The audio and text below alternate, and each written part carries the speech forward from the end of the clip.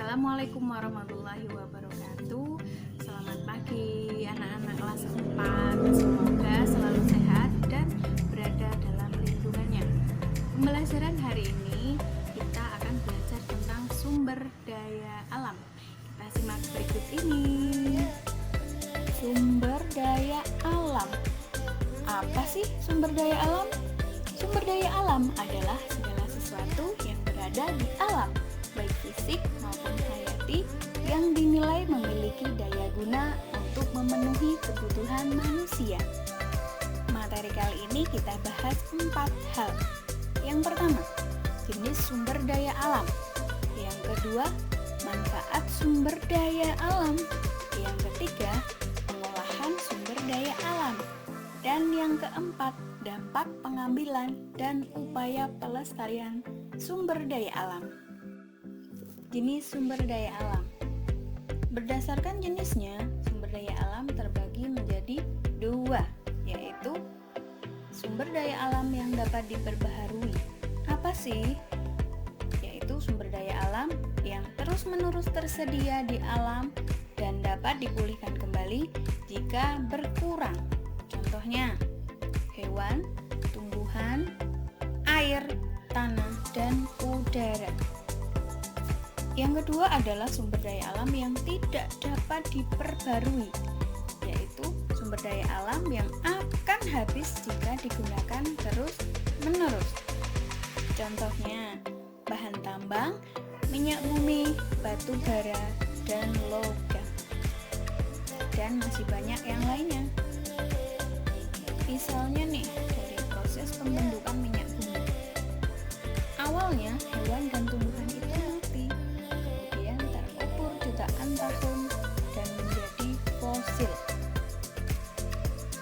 Lalu, terbentuklah lapisan sedimen. Selanjutnya, bakteri mengubah sisa-sisa makhluk hidup menjadi minyak bumi dan gas alam. Lama bukan prosesnya? Berikutnya, manfaat sumber daya alam.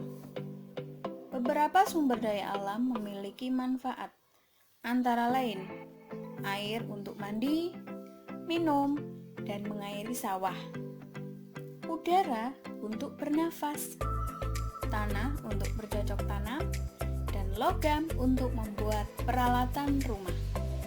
Pemanfaatan hewan oleh manusia. Yang pertama, sebagai sumber makanan, yaitu ayam dan ikan. Yang kedua, bahan untuk membuat pakaian, contohnya kepompong ulat sutra dan rambut domba.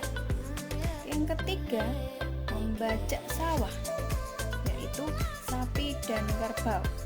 Dan yang keempat, alat transportasi, yaitu kuda untuk menarik delman, dan masih banyak contoh lainnya. Pemanfaatan tumbuhan oleh manusia. Pertama, batang pohon untuk membuat perabot rumah tangga, kertas, dan bahan bangunan. Yang kedua, getah karet untuk bahan baku pembuatan ban. Yang ketiga, sumber makanan, yaitu buah, umbi, dan daun. Yang keempat, serat kapas untuk pembuatan pakaian.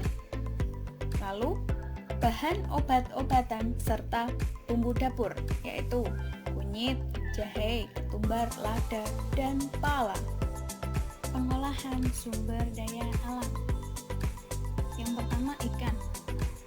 Jika diolah sederhana menjadi ikan asin atau ikan asap. Pengolahan modernnya, pengemasan ikan dalam kaleng. Selanjutnya adalah susu. Pengolahan sederhana yaitu perebusan susu menggunakan kompor untuk menghilangkan bakteri. Pengolahan modernnya diproses menjadi susu bubuk, keju, atau dipanaskan dengan teknik UHT. Contoh selanjutnya, minyak bumi. Proses pengolahan minyak bumi dapat menghasilkan gas tabung, bahan kimia, bensin, aftur, minyak tanah, solar, oli, lilin, bahan bakar kapal, dan aspal. Kemudian kertas. Dari mula-mula kayu dikupas, kemudian potongan kayu jika dicampur dengan bahan kimia maka menjadi pulp. Pulp diberi bahan pemutih dan dimasukkan ke dalam mesin pembuat kertas.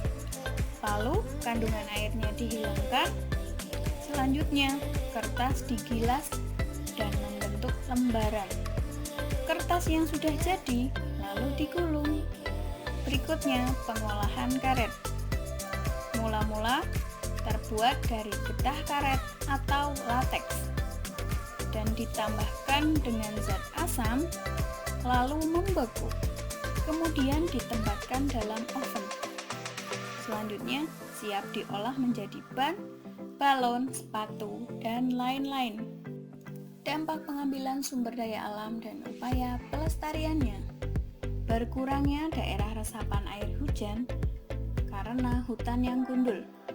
Upaya pelestariannya dengan reboisasi dan sistem tebang pilih. Rusaknya hutan bakau. Upaya pelestariannya dengan membersihkan sampah dari hutan bakau dan reboisasi hutan bakau. Lingkungan yang rusak akibat pertambangan terbuka. Upaya pelestariannya pengolahan limbah dengan baik dan perbaikan lingkungan setelah kegiatan selesai. Dampak berikutnya yaitu punahnya jenis hewan dan tumbuhan. Upaya pelestariannya dengan pelestarian secara in situ dan ex situ, dan masih banyak lagi dampak-dampak yang lainnya. Terima kasih telah menonton sampai selesai. Kita jumpa lagi di video-video berikutnya. Wassalamualaikum warahmatullahi wabarakatuh.